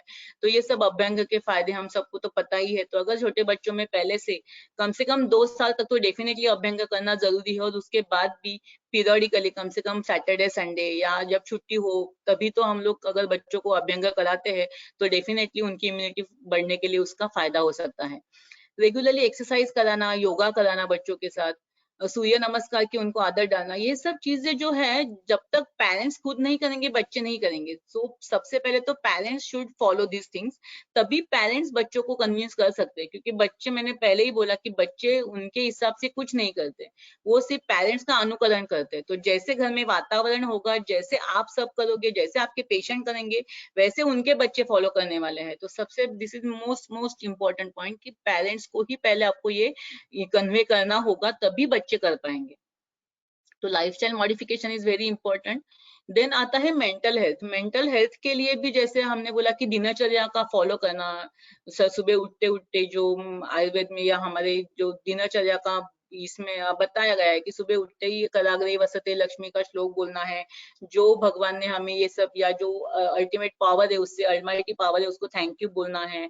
एक्सरसाइज करनी है, स्टडीज करना है, खाना खाने के टाइम पे भी श्लोक बोलना है, कुछ अच्छी अच्छी जो ग्रंथ है पठन, उनका पठन करना है। तो ये सब जो अच्छी आदतें बच्चों को अगर हम लोग लगाते हैं तो डेफिनेटली उनकी मेंटल हेल्थ अच्छी होने के लिए फायदा होता है। और ये जब रिचुअल्स बच्चे फॉलो करते हैं तो डेफिनेटली वो आपकी हर एक बात सुनने को रेडी होते हैं। नहीं तो आप कोई भी सिंपल बात भी बच्चों को कन्विंस करने के लिए बहुत मेहनत करनी पड़ती है। बट ये रिचुअल्स अगर बच्चा फॉलो करता है प्रॉपरली, आप खुद फॉलो करते हो प्रॉपरली, तो डेफिनेटली थोड़ा इजी हो जाता है मैनेज करना बच्चों को। देन प्राणायाम कराना, मेडिटेशन कराना बच्चों के लिए। अकेले नहीं करेंगे बच्चा, आपको उनके साथ बैठना पड़ेगा। तो मैं पेरेंट्स को हमेशा बोलती हूँ कि आप बच्चों के साथ बैठो, तभी बच्चा करेगा। आप बोलोगे कि इसको मैं बोलती हूँ बट ये करता नहीं है, ऐसा नहीं हो सकता है। पेरेंट्स को साथ में बैठ के उनसे ये सब चीजें करानी होती है। नेक्स्ट होता है मेंटल हेल्थ। अगर हम लोग देखें तो सबसे पहले तो क्वालिटी टाइम आपको किड्स के साथ देना होगा। तो जो भी हम लोग आजकल अभी देखते हैं, क्योंकि पेरेंट्स भी ऐसी कंडीशन में होते हैं कि कंटिन्यूअस वर्किंग कंडीशन उनकी होती है, दिन भर ऑफिस के काम की वजह से बोलो या घर के काम की वजह से मदर फादर दोनों बिजी होते हैं। तो उनको भी लगता है कि जाने दो, बच्चा जो अपने मन से कर रहा है ना, करने दो। उनको भी थोड़ा हेडेक कम ऐसे उनको लगता है, बट आगे जाके वो बहुत प्रॉब्लमेटिक होता है। सो उसके लिए उनके पास आज जब भी आप टाइम स्पेंड करो, it should be quality time. उनको एक इम्पोर्टेंट घटक या एक उन घर का एक इम्पोर्टेंट व्यक्ति है, ऐसे उनको फीलिंग आना चाहिए। इसके लिए घर के छोटे छोटे जो काम है, क्लोथ को फोल्ड करना या वार्डरोब को क्लीन करना, तो उसमें थोड़ा उनको इन्वॉल्व करो, जिसकी वजह से बच्चों को भी ऐसे लगता है कि यस, मैं भी कुछ घर का एक इम्पोर्टेंट सदस्य हूँ और मेरे भी विचार को, कोई घर का कुछ छोटा सा निर्णय आपको लेना है, कुछ डिसाइड करना है, तो बच्चों को पूछो कि आपको क्या लगता है, व्हाट इज योर विश, तो उसके हिसाब से उसकी भी इम्पोर्टेंस थोड़ी बढ़ती है एंड ही फील्स कि yes, I am also the one of the family member, और जो मेरा भी मत या मेरे भी विचार को यहाँ पे ग्राह्यता या उसका भी इम्पोर्टेंस यहाँ पे है। देन उसके साथ में स्टोरी टेलिंग। पहले के जमाने में सब बच्चों को दादी माँ या दादाजी या घर के बड़े बुजुर्ग स्टोरी सुनाते थे, उसकी वजह से भी उनका मानसिक स्वास्थ्य जो है अच्छा होता था। बट आजकल ये तो टाइम ही नहीं है किसी को, स्टोरी बच्चे देखते हैं बट वो यूट्यूब पे देखते हैं, बट मम्मी पापा या कोई उनके घर के जो लोग उनको स्टोरी नहीं सुनाते। तो स्टोरी टेलिंग भी एक बहुत अच्छी आदत है। अगर हम लोग सोने से पहले जस्ट 10 मिनट बच्चों के साथ स्टोरी टेलिंग का एक छोटा सा सेशन रेगुलरली रखते हैं, तो भी उनकी मानसिक स्वास्थ्य में बहुत अच्छा परिवर्तन देखने को मिलता है। तो ये भी बहुत इंपॉर्टेंट पॉइंट है। देन आता है स्लीप। बच्चों की आजकल की सोने की आदतें तो इतनी बिगड़ी हुई है कि कोई भी बच्चे जल्दी सोते नहीं है। आप किसी को भी पूछो, छोटे 6 महीने के बच्चे के पेरेंट्स को पूछो या टीन एज वाले बच्चों के पेरेंट्स के पूछो, all the parents are complaining कि ये जल्दी सोता ही नहीं है या सोती ही नहीं है। रात को बच्चे मोबाइल देखना, टीवी देखना, कार्टून देखना, गेम्स खेलना मोबाइल के ऊपर, इसके इतने एडिक्टेड हो जाते हैं तो सोने का उनको ख्याल ही नहीं आता है, और जल्दी नहीं सोते हैं इसके लिए सुबह जल्दी उठते नहीं है, तो बाकी दिनचर्या फॉलो करना तो इट्स वेरी डिफिकल्ट। तो टीनेज वाले बच्चों का भी वैसा ही है, और कुछ बच्चे पढ़ाई करते करते सोते, this is all the abnormal ways of sleeping. तो वो आपको प्रॉपरली उसको गाइडेंस देना है कि आइडियल टाइम पे सुबह, रात को जल्दी सोना, सुबह जल्दी उठना, अपना जो बायोलॉजिकल क्लॉक है जो आयुर्वेद में बताया गया है कौन से काल में क्या बढ़ता है, उसके अकॉर्डिंगली अगर हम लोग उसका क्लॉक सेट करते हैं तो डेफिनेटली उनकी इम्यूनिटी बढ़ने के लिए हेल्प होता है। तो ये सब जो हमने अभी बच्चों के बारे में डिस्कशन किया, इसके ऊपर एक मार्शमैलो टेस्ट या मार्शमैलो एक्सपेरिमेंट किया गया था कुछ साल पहले। एक डॉक्टर विलियम्स थे, Walter Michael, doctor Walter Michael थे, उन्होंने एक वो साइकोलॉजिस्ट थे, उन्होंने एक एक्सपेरिमेंट किया। उन्होंने क्या किया, कुछ बच्चों को लेके अलग अलग इंडिविजुअल रूम में उन्होंने रखा एंड उनके सामने एक मार्शमैलो रखा एक प्लेट में। मार्शमैलो इज समथिंग लाइक, जैसे हम लोग जेली चॉकलेट्स खाते हैं ना, स्ट्रॉबेरी का जेली या कच्चा कैरी का आता है, अभी महाबलेश्वर में मिलता है, उस टाइप का समथिंग फॉरेन वाला एक स्वीट है, चॉकलेट जैसा आप उसको कंसिडर कर सकते हो। तो वैसा वो मार्शमैलो उन्होंने उनके सामने रख दिया, और वो जो रिसर्चर था उन्होंने उन बच्चों को ऐसे बताया कि मैं 15 मिनट इस रूम के बाहर जाऊंगा, जब तक मैं वापस नहीं आता हूँ आपने ये मार्शमैलो को नहीं खाना है। अगर आपने इमीडिएटली उसको खा लिया तो आपको ये एक के मार्शमैलो मिलेगा, लेकिन जब तक मैं वापस आता हूँ तब तक अगर आपने इसको नहीं खाया तो आपको मैं और एक मार्शमैलो या और एक गिफ्ट एज अ रिवार्ड करके आपको देने वाला हूँ। ऐसे उन्होंने बताया, और सब बच्चों को ऐसे अलग अलग 50 एक रूम में रख के वो रिसर्चर निकल गए वहां से, और हर एक रूम में कैमराज लगे हुए थे। सो यू कैन इमेजिन कि जब वो रिसर्चर वहां से निकल गया होगा और कैमरा पे सब उनकी जो छोटे बच्चे हैं उनका रिएक्शन कैप्चर किया गया होगा, तो कितना मजा आया होगा देखने के लिए, कितना एंटरटेनिंग होगा वो, कि सब जो अलग अलग टाइप्स के बच्चे थे। कुछ बच्चों को तो ऐसे था कि जैसे ही वो रिसर्चर बाहर गया उन्होंने डायरेक्टली उस मार्शमैलो को उठा के खा लिया। कुछ बच्चों ने बहुत रेजिस्ट किया, बहुत ट्राई किया कि नहीं नहीं थोड़ा वेट करता हूँ, थोड़ा वेट करता हूँ, लेकिन बाद में after some times they give up and उन्होंने उसको खा लिया। और कुछ बच्चे थे जिन्होंने लास्ट तक वेट करने की कोशिश की, बट फ्रैक्शन ऑफ सेकंड का डिफरेंस हो गया कि उन्होंने खा लिया और बाद में रिसर्चर एंट्री की। और कुछ बच्चे ऐसे थे कि yes they waited for the 15 minutes, properly उन्होंने रिसर्चर का वेट किया, और जब वो रिसर्चर अंदर आया तभी उन्होंने वो उनको फिर और एक रिवॉर्ड के रूप में और एक मार्शमैलो मिला। तो ये सब जो उन्होंने एक्सपेरिमेंट किया उस टाइम पे उनको ऐसे कुछ उसमें ये नहीं लगा, लेकिन बाद में after some years they tried to, वो सब जो बच्चे थे उनका फिर से उन्होंने ये किया, क्या बोलते हैं ना, फॉलो अप किया, एंड फॉलो अप करके उनको पूरा ट्रेस किया कहाँ पे है बच्चे, क्या कर रहे हैं अभी ये एज में, क्या करते आफ्टर 20 इयर्स समथिंग। उन्होंने उनको ट्रेस करके उनका फिर से जब एनालिसिस किया गया and they found the amazing result. उसमें उनको ऐसे पता चला कि जो बच्चों ने वेट किया था 15 मिनट्स तक, जब तक वो रिसर्चर वापस ना आए तब तक, उन सब बच्चों में जो है ना स्टैट स्कोर बोलते हैं उसको, मतलब सोशलिस्टिक एप्टीट्यूड टेस्ट, वो हाई थी, उनका जो माइंड का पावर था, जो ओवरऑल अंडरस्टैंडिंग कैपेसिटी थी वो ज्यादा थी। देन उनकी जो बिहेवियर डिसऑर्डर्स पाने की जो चांसेस थे वो उनमें कम थे। Then level of substance abuse जो था वो उनमें कम था। Then likelihood of obesity, obesity होने के चांसेस भी वो बच्चों में कम पाए गए, उनमें स्ट्रेस का कंपोनेंट कम होने को देखने को मिला। सोशल स्किल्स, जो जनरल स्किल्स होते हैं वो डेवलप उनमें ज्यादा हो रहे थे, जिन्होंने पूरा 15 मिनट्स तक वेट किया था। दैट मीन्स उनका जो overall development of that childs या जो बच्चे थे, उनका ओवरऑल डेवलपमेंट बहुत ज्यादा बेटर क्वालिटी में था, जिन्होंने 15 मिनट्स तक वेट किया था। और इसी को बोला जाता है डिलेड ग्रेटिफिकेशन। डिलेड ग्रेटिफिकेशन मतलब जब जितना हमें वो क्रेविंग होती है किसी चीज की, और अगर उस वक्त हम उसको थोड़ा डिले कर सकते हैं ना, तो वो डिले करने की वजह से वी कैन अचीव समथिंग। तो वो जो अचीव समथिंग का जो फीलिंग है वो आने के लिए उस टाइम पे थोड़ा सा हमको पेन सहन करना रहता है। बट आजकल बच्चों में ये देखने को नहीं मिलता है, और ये हमको उनको समझाना, क्योंकि आजकल पेरेंट्स ऐसे होते हैं कि कुछ भी बच्चे मांगते हैं तो 1 मिनट में उनके सामने लाके रख देते हैं, और हम लोग को ऐसे लगता है कि जो चीजें मुझे नहीं मिली या मेरे बचपन में मुझे करने को नहीं मिली, तो मुझे मेरे बच्चों को कोई भी चीज की कमी नहीं करने देनी है या अवेलेबल करके देना है। But this is very wrong कि ये मेंटेलिटी जो है पेरेंट्स की हम लोग को चेंज करना इज वेरी इंपॉर्टेंट। तो सक्सेस जो होता है नॉर्मली वो आता कभी है जब हम लोग थोड़ा डिसिप्लिन लाइफ जब होता है। डिसिप्लिन लाइफ के लिए डेफिनेटली पेन सहन करना पड़ता है over a short period of time, but उसके वजह से आगे जाके जो है हम लोग को डेफिनेटली सक्सेस मिलता है। सिंपल है, अगर हम लोग को टीवी देखने की इच्छा होती है एग्जाम के पीरियड में, अगर उस टाइम पे हमने थोड़ा टीवी देखने का जो ग्रेटिफिकेशन था उसको हमने स्टॉप कर दिया, निग्लेक्ट कर दिया, तो आप फिर हम लोग प्रॉपरली वो टाइम पे पढ़ाई करके अच्छे मार्क्स ला सकते हैं। कुछ आइसक्रीम पिज्जा जैसी चीजें देख के इमिडिएटली उसको खाने की इच्छा होती है, बट अगर वो ग्रेटिफिकेशन को हम लोग थोड़ा डिले करते हैं तो definitely we will be more healthy. तो ये सब जो पॉइंट्स हैं ये उस एक्सपेरिमेंट से पता चले, और उनके उसकी वजह से ये बहुत इंपॉर्टेंट है कि बच्चों में डिलेड, कभी भी कुछ भी चीजें अगर वो मांगते हैं तो उसको इमीडिएटली वो चीजें नहीं उसके सामने खड़ी करके देनी है। उसको थोड़ा ग्रेटिफाइड करना है, थोड़ा लेट करना है। जितना हम लोग उसको लेट करेंगे उसका डेफिनेटली उसका माइंड उसमें अच्छे से डेवलप होने के लिए मदद हो सकती है। उसके साथ साथ अगर आयुर्वेद के हिसाब से देखो तो कुछ सिंपल पंचकर्म या कुछ ट्रीटमेंट्स है जो दिनचर्या के इसमें भी आते हैं। तो पादाभ्यंग करना, शिरो अभ्यंग करना, घर में धूपन करना, वचा, दारू हरिद्रा, कर्पूर, नीम, ये सब जो दक्षोग्न औषधियां बताई गई है उनका धूपन करने से भी हम लोग की इम्यूनिटी बढ़ा सकते हैं। नस्य करना, नस्य विथ सम ऑयल्स, अणु तेल, षडबिंदु तेल, इस सब से भी, या गोघृत से भी सिंपल कर सकते हैं। या कोविड के पीरियड में कुछ हम लोग ने पेशेंट लोगों में सूंठी का भी नस्य करवाया, प्रदमन नस्य जो जो बच्चों में या बड़ों में भी कराया, उनको डेफिनेटली उसके अच्छे रिजल्ट्स मिले हैं।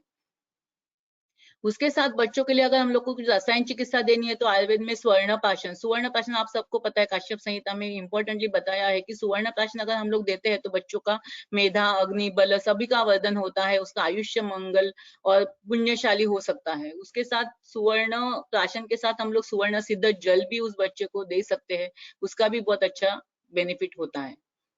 उसके साथ सुवर्ण प्राशन के साथ वचा विद सुवर्ण, पहले के जमाने में ऐसे करते थे कि वचा जो होता है उसके अंदर सुवर्ण की डंडी डाल के उसको घिस के हम लोग बच्चों को खिलाते थे, तो उसका भी बहुत अच्छा रिजल्ट मिलता है। उसकी मेधा वृद्धि, बल, आयु बढ़ने के लिए बहुत फायदा होता है, इम्यूनिटी भी डेफिनेटली बढ़ती है। देन हम लोग अभी देखेंगे कि what is the management of Covid in the children. अगर थेरापी, ये सब हम लोग ने अभी तक देखा प्रिवेंटिव, कोविड होना ही नहीं चाहिए इसके लिए हम लोग बच्चों को किस तरीके से प्रिवेंटेड मोड पे रख सकते हैं या उनकी व्याधि क्षमता को बढ़ाने के लिए क्या क्या कर सकते हैं। इतना सब कुछ करने के बाद भी अगर कोई नहीं फॉलो करता है और उसको कोविड हो गया, तो वो कंडीशन में हम सबको पता है कि माइल्ड, मॉडरेट, सीवियर, ऐसे 3 टाइप की कंडीशन पेशेंट में देखने को मिलती है कोविड के। तो माइल्ड, मॉडरेट एंड सीवियर तीनों कंडीशन में आयुर्वेदा डेफिनेटली हेल्प करता है। हमारे में से बहुत सारे वैद्यों ने तीनों टाइप के पेशेंट ट्रीट किए होंगे, तो हर एक स्टेज पे डेफिनेटली बहुत अच्छा रिजल्ट मिलता है। तो जैसे माइल्ड कंडीशन है, किसी को माइल्ड बुखार, फीवर, कफ एंड कोल्ड, यूआरटीआई, माइल्जिया, ऐसे सिम्टम्स के साथ अगर कोई बच्चा पेशेंट अपने पास आता है, तो सबसे सबसे सबसे मोस्ट इंपॉर्टेंट इज लंघन। अभी आप बोलोगे कि बच्चों में कैसे लंघन कराएं, इट्स नॉट टोटल लंघन, बट कम से कम उसको हल्का खाना खिलाना, सिर्फ दाल चावल या पतली खिचड़ी या पेज के रूप में, ऐसे उसको अगर हम लोग खाना खिलाते हैं तो डेफिनेटली उसको फायदा होता है। मेरे जितने भी पेशेंट थे, जिन बड़े पेशेंट थे जिनके छोटे बच्चे थे कोविड टेस्ट नहीं किया था बट सिम्टम्स थे, या जिनका कोविड टेस्ट भी किया था, उन सबको मैंने माइल्ड लंघन, टोटल लंघन नहीं भी कराते हैं हम लोग, तो कम से कम माइल्ड लंघन विद मंडप या मुद्गयूष, ये सब हम लोग उनको दे सकते हैं। और उसके साथ अगर हम लोग उनको कुछ दवाई देते हैं या तो ट्रीटमेंट करते हैं तो डेफिनेटली उसका फायदा बहुत अच्छा होता है। मंडप या विलेपी के मैंने पाउचेस बना के रखे हैं जो पेशेंट, क्योंकि आजकल पेशेंट को बनाने को पॉसिबल नहीं होता है या वर्किंग वुमन होती है, तो आप वैसा भी कर सकते हो कि उनको रेडीमेड ऐसे बना के आप उनको डिस्ट्रीब्यूट कर सकते हो। देन शुंठी का नस्य, शुंठा पाउडर का नस्य से भी बहुत अच्छे अमेजिंग रिजल्ट्स मुझे मिले, जिसमें मैंने शुंठी का एक 1 पिंच ऑफ शुंठी पाउडर नोज में अगर हम लोग लेते हैं तो उससे भी प्रिवेंशन के तौर पे भी और थेरापेटिक वे में भी, मतलब कोविड होने वाले पेशेंट को भी अगर देते हैं तो डेफिनेटली उसका कोविड माइल्ड कंडीशन में ही रहता है, वो सीवियर कंडीशन में या मॉडरेट कंडीशन में कन्वर्ट नहीं होता है। उसके साथ साथ में कुछ अलग मेडिसिन है, शुंठी, गुडुचि, तुलसी का काढ़ा हम लोग दे सकते हैं, त्रिभुवन कीर्तिदस, माँ सुदर्शन काढ़ा, सीतोपलादी चूर्ण, तालिसादी चूर्ण, माधव रसन, ये सब तो मल्टीपल ड्रग्स है पेशेंट की कंडीशन के हिसाब से, उसमें क्या दोष दुष्य संकल्पना है, किस तरीके का वात है, पित्त है, कफ है, वो सब देख के we can treat the patient. और ये कंडीशन में अगर माइल्ड कंडीशन में ही हम लोग पेशेंट को ट्रीटमेंट देते हैं तो डेफिनेटली वो आगे जाके मॉडरेट कंडीशन में कन्वर्ट नहीं हो पाता है। अगर मॉडरेट कंडीशन में कन्वर्ट होता है तो उससे थोड़े हायर ड्रग्स हमने यूज किए, उसमें गुडुचि है, अष्टमधु, पिपली, वासा, शुंठी, इसका काढ़ा या उसके कॉम्बिनेशन, देन लक्ष्मी विलास, सुचेखर, श्वासकाश, चिंतामणि, ऐसे कुछ रस औषधियां भी यूज करनी पड़ती है समटाइम्स। तो ऐसे ट्रीटमेंट इज वेरिंग, क्योंकि अलग अलग पेशेंट में अलग अलग कंडीशन होती है, ये तो स्पेशल लेक्चर हो जाएगा इसके ऊपर कि कौन सी ट्रीटमेंट कौन से कंडीशन में करनी है। बट फॉर कंपाइलिंग की ये शॉर्ट में मॉडरेट कंडीशन में भी आयुर्वेदा उतना ही इम्पोर्टेंटली रोल प्ले कर रहा है कि जितना कि सीवियर में भी, जितना कि माइल्ड में भी, और आगे जाके सीवियर में भी उतना ही अच्छे रिजल्ट्स मिलते हैं। सीवियर कंडीशन में सिर्फ इम्पोर्टेंट है हम लोग को कुछ सुवर्णकल्प यूज करने होते हैं, बिकॉज सुवर्णकल्प आर फास्ट एक्टिंग ड्रग्स, जैसे मॉडर्न में इंजेक्शन देते हैं, स्टीरॉइड्स यूज करते हैं, उससे बेटर अगर हम लोग सुवर्णकल्प देते हैं तो वो मर्म की रक्षा भी करते हैं, प्राण की रक्षा करते हैं, और फास्ट एक्टिंग होने की वजह से पेशेंट की लाइफ सेविंग के लिए भी बहुत अच्छा इनका रोल है। तो उसमें हेमगर्भ रस है, त्रैलोक्य चिंतामणि है, रस सिंधु, श्वासकाश चिंतामणि, शतपटी, अग्रग भस्म, समीर पन्नग रस, ऐसे अलग अलग ड्रग्स हमने यूज किए और उसका भी बहुत अच्छा रिजल्ट मुझे पेशेंट में देखने को मिला। जो मेरे आजू बाजू के पेशेंट थे जो मेरे पास आए थे, या मेरे हस्बैंड के जो एलोपैथी ड्रग्स के साथ साथ उनको जो मैंने आयुर्वेदिक ट्रीटमेंट के साथ ठीक किया या बोलते हैं ना कंबाइंड ट्रीटमेंट दिया, तो उनमें ये सब ड्रग्स का बहुत अच्छा रिजल्ट देखने को मिला। तो ये आज हमने जो देखा कि बच्चों का बल का रक्षण करना या उनकी इम्यूनिटी बढ़ाना, ये क्यों इम्पोर्टेंट है, क्योंकि बालो ही बलस्य राष्ट्रम, आप आजकल के जो बच्चे हैं वो अपना फ्यूचर है, this is the new future generation and this is the real property of the family, society and our nation. तो अगर हमको इन अपनी ये प्रॉपर्टी को, कोई भी प्रॉपर्टी हम लोग जब गेन करते हैं ना, तो उसके लिए कुछ SIP हम लोग इन्वेस्टमेंट प्लान करते हैं। आप सब ने भी कभी ना कभी LIC की पॉलिसी ली होगी, उसमें डेली या मंथली या ईयरली हम लोग कुछ ना कुछ इन्वेस्टमेंट करते हैं और after some years we get the multiple उसके बेनिफिट्स या बड़ा सा अमाउंट मिल जाता है बाद में। द सेम वे बच्चों के लिए अगर हम लोग अभी मनी के हिसाब से, टाइम के हिसाब से, सभी हिसाब से अगर हम लोग इन्वेस्टमेंट करते हैं प्रॉपरली, तो डेफिनेटली उसका हमको अच्छा रिजल्ट आगे जाके देखने को मिलने वाला है। एक जस्ट एक स्टोरी आपको लास्ट में सुनाती हूँ और मेरा सेशन खत्म करती हूँ। एक जैसे एक अंकल थे और दोनों एक दो व्यक्ति थे आजू बाजू में, उनका दोनों का बंगला आमने सामने था। एक जो पहले वाले अंकल थे वो उनके जो पेड़ था उन्होंने लगाया हुआ, उसको कभी कभी पानी देते थे, कभी नहीं भी देते थे, ज्यादा उसका ख्याल नहीं रखते थे। बट वो जो दूसरे वाले अंकल थे वो डेफिनेटली उसके जो उनका दो पेड़ था उसको अच्छे से पानी देना, डेफिनेटली उनको खाना खिलाना, उसको जो खाद खिलाते थे वो सब अच्छे से उनका रक्षण किया करते थे। लेकिन जब ऐसे बड़ा सा स्टॉर्म आया या जब ऐसे बड़ा बोलते ना बारिश आई जोरों की, और उस टाइम पे जो सेकंड वाले अंकल थे उनका पेड़ गिर गया एंड ही वाज सो एकदम अष्टनिश कि ऐसे कैसे हो गया, मैं तो मेरे पेड़ का इतना अच्छे से ख्याल रखता था, फिर भी मेरा पेड़ ऐसे गिर गया और आपका पेड़ कैसे अच्छे से रह गया, उन्होंने दूसरे व्यक्ति को पूछा। तब वो पहले वाले अंकल ने बताया कि भाई मैं मेरे पेड़ की निगाह नहीं रखता था या उसकी केयर नहीं लेता था, ऐसे तुमको आपको लगता था, बट ऐसा नहीं था। उसको जितना मैंने कम से कम दिया उसकी वजह से उसके रूट्स जो है नीचे तक फूड एंड वाटर के रिक्वायरमेंट की वजह से नीचे गए, इसकी वजह से वो स्ट्रांग हो गया और आपने इतना उसको स्पून फीडिंग कराया जिसकी वजह से वो अभी ये जो कंडीशन आई स्टोम वाली उसको सहन नहीं कर पाया। The same like condition can be applied in parenting also, कि हम लोग पेरेंटिंग करते हैं, पेरेंट्स को मेन इंपॉर्टेंट ये है कि पेरेंट्स को पेरेंटिंग करना है, बट इसका मतलब ये नहीं कि बच्चों को बहुत ज्यादा पैम्पर करके रखना है, बहुत ज्यादा उनको सब कुछ चीजें हाथ में देनी है। कभी कभी उनको थोड़ी तकलीफ भी दे दो, कभी उनको कभी डांटो, कभी उनको कुछ चीजें अपने हाथ से करने के लिए बोलो, कभी थोड़ा वेट करने के लिए बोलो, सभी कुछ नियम डालो कुछ चीजों के ऊपर।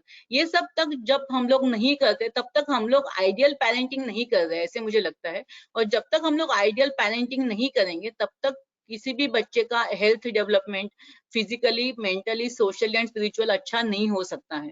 तो this is the main moral of the story, कि ये सब तो आप एज आयुर्वेदिक डॉक्टर आप तो हो ही, आपको सबको ये पता ही है व्हाट इज, कैसे आपको बिहेव करना है, कैसे आपको गाइडेंस देना है आपके पेशेंट को। But the moral of the story is कि आपको पेरेंट्स को यही सिखाना बहुत जरूरी है कि आपके बच्चों को पैम्पर मत करो, उनको स्पून फीडिंग मत करो, उनको अपने आप से डेवलप होने दो, थोड़ा स्ट्रांग होने दो, तभी उनकी इम्यूनिटी जो है डेवलप हो सकती है।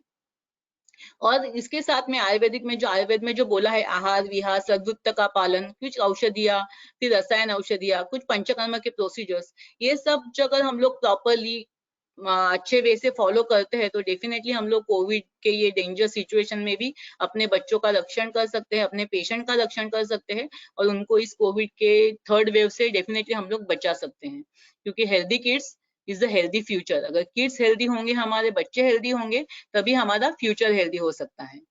So thank you so much E Ayushala for giving me the opportunity, and thank you so much all the listeners, all the delegates for listening me so patiently. Thank you, thank you. Thank you so much, Dr. Pallavi ma'am, for a wonderful lecture on healthcare for kids during COVID through Ayurveda. Ma'am, we will wait for a minute and then we will start the question answer session.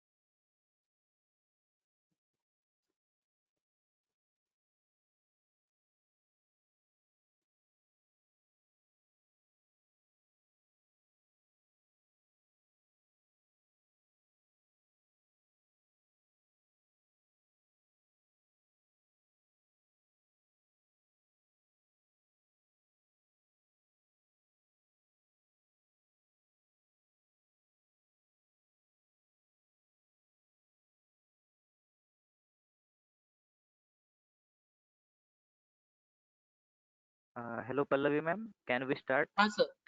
Yes, sir. Okay ma'am. The first question is from Dr. Sampada Somanchi. Sunti Nasya with oil or powder? Sunti नस्य भी sunti powder. Actually sunti powder is कहीं पे भी आपको available हो सकता है easily, आप घर पे भी sunti का पाउडर बना सकते हो। उसको सिर्फ आपको वस्त्रगार करना है, अच्छे से फाइन पाउडर बनाना है और उसको आपको टिप ऑफ द फिंगर लेके नोज में आपको स्नीज करना है।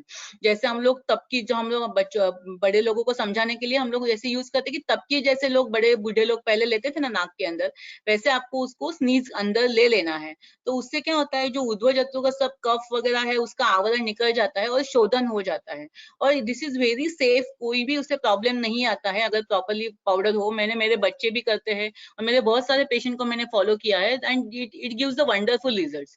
जो भी पेशेंट ने आज तक सुंठी नस्य किया है उसको किसी को भी कोविड हुआ ही नहीं है, कोविड से बचे। और जो कोविड के पेशेंट को भी मैंने दिया उनका भी स्मेल टेस्ट जो लॉस हो गया था वो जल्दी से रिकवर होने के लिए भी उसका बहुत जल्दी बहुत अच्छा फायदा होता है डेफिनेटली। शुंठी गुड़ नस्य भी हम लोग करते हैं जिसमें आम अवस्था ज्यादा होती है। अगर हमको ऐसे लगता है या हमको अंडरस्टैंड करना है कि कितनी आम अवस्था है तो शुंठी और गुड़ का नस्य भी यूज करते हैं, जिसमें शुंठी को एक क्या बोल सकते हैं 1 पिंच या तो 1 मटार के दाने के जितना लेके उसमें 10 ml वाटर डालो और उसमें उतना उसको थोड़ा बॉईल करो, उसका हाफ करो, उसके बाद उसमें थोड़ा गुड़ डालो, उसको मिक्स करके उसी को भी अगर एज अ ड्रॉप हम लोग नाक में डालते हैं तो उससे भी पता चलता है कि कितनी आम अवस्था है। अगर आम अवस्था है तो ऊपर तक वो मतलब जैसे बोलते स्काल्प तक वो पहुंचता नहीं है। वो भी मैंने ट्राई किया है बहुत सारे पेशेंट में, उसके भी अच्छे मतलब वो डायग्नोस्टिक के लिए बहुत अच्छा पड़ता है, डेफिनेटली उसका यूज होता है। Thank you so much, शुंठी ma'am, powder for आप घर a पे भी बना wonderful. सकते हैं या कोई भी फार्मास्यूटिकल कंपनी का मार्केट में अवेलेबल है वो भी यूज कर सकते हो, बट बेटर टू मेक आप घर पे अगर बना सकते हो तो ज्यादा अच्छा है, ऑथेंटिसिटी थोड़ी प्रॉपर हो सकती है फिर ऐसा। Okay, ma'am. Thank you so much for wonderful explanation. The next question is from Dr. Vishal Vaidya. What is the dosage of Rasa and Swarna preparation? Dosage in kid according to the age or weight or Agnival. Yes dosage अभी देखो dosage का हमको decision लेना है और paediatrics में के हिसाब से तो बच्चों का वय देखना पड़ेगा, उसका वय के साथ उसका वजन कितना है वो देखना है, उसके साथ उसकी अवस्था आमावस्था है कि निरामावस्था है, उसका अग्नि का बल कितना है, ये सब देख के ही हमको डोसेज डिसाइड करना होगा। और वो तो जैसे बोलते हैं ना रक्ति के हिसाब से सुवर्ण का तो डोज हम लोग को वेरी मिनिमल डोज होता है। अगर हम लोग कोई भी सुवर्ण कल्प लेते हैं तो उसकी नॉर्मल मात्रा भी बड़े लोगों में देखो तो 30 मिलीग्राम पर डोज आती है, 30 मिलीग्राम से भी कम कभी कभी हम लोग डालते हैं। तो उसके अकॉर्डिंगली उसका कॉम्बिनेशन करके सिर्फ प्लेन सुवर्ण तो नहीं दे सकते, तो प्लेन सुवर्ण कोई भी कल्प को लेके उसको अच्छे से बोलते हैं ना क्या बोल सकते हैं हम लोग उसको मिक्स करके कॉम्बिनेशन में ही हम लोग उसको देते हैं। और dose should be very minimal, approximately 10 milligram पर dose according to the kids का अभी एज वगैरह ये सब देख के we have to decide actually, it is very little dose. Okay, ma'am. Thank you so much for wonderful explanation. The next question is from Vaidya Aparna Admute. Covid and कृमि का विचार किड्स में कैसे करें? कोविड एंड कृमि, कृमि तो है देखो, कृमि जिसको होता है जो पेशेंट में कृमि की संप्राप्ति है या कृमि के हम लोग को लक्षण मिलते हैं तो डेफिनेटली उसका जो अग्नि है मंद है, उसमें मंदाग्नि होने की वजह से ही उसके अंदर कृमि की उत्पत्ति हो चुकी है या कृमि उसमें हुआ है। तो कोई भी व्याधि, कोविड बोलो या कोई भी व्याधि बोलो, मंदाग्नि से ही उत्पन्न होता है। अगर कोविड को हम लोग वात कफ ज्वर के साथ कोरिलेट करते हैं या सन्निपात ज्वर के साथ कोरिलेट करते हैं तो उसकी भी संप्राप्ति में अग्निमांद्य तो है ही ना। तो अग्निमांद्य की वजह से कोई भी व्याधि जैसे उत्पन्न होते हैं वैसे कृमि का भी वैसा ही है। तो कृमि है तो सही, डेफिनेटली अगर कृमि है तो कोविड होने के चांसेस ज्यादा, या जिसकी जो बच्चों को कृमि होने की ये ज्यादा है आदत है या उनको जैसी संप्राप्ति बार बार होते रहती है तो उनमें डेफिनेटली कोविड होने के चांसेस बढ़ेंगे, बिकॉज उनकी इम्यूनिटी प्रॉपर नहीं है, दे आर नॉट हेल्थी। जैसे बड़े लोगों में हम लोग कोमॉर्बिड कंडीशंस को कंसीडर करते हैं, हार्ट अटैक आया है किसी को, ब्लड प्रेशर है किसी को, डायबिटीज है, तो दे आर स्पेशली ज्यादा प्रोन हो सकते हैं कोविड के लिए। वैसे ही ये सब बच्चे कोविड के लिए ज्यादा प्रोन हो सकते हैं, ऐसे मुझे लगता है। Thank you so much, Dr. Pallavi ma'am. I think that was the last question from today's session. So thank you so much, ma'am, for your wonderful lecture and question answer session. Thank you sir, thank you so much. Now I take this opportunity to announce that on our first anniversary, we are launching the lecture series on Basti, that is Paramopakarma. I request all delegates to join this lecture series as soon as possible. The contact numbers are given in the poster. Thank you so much, ma'am, and thank you so much all delegates for being patient listeners. Thank you. Now I declare the today's session is over and delegates can leave the meeting.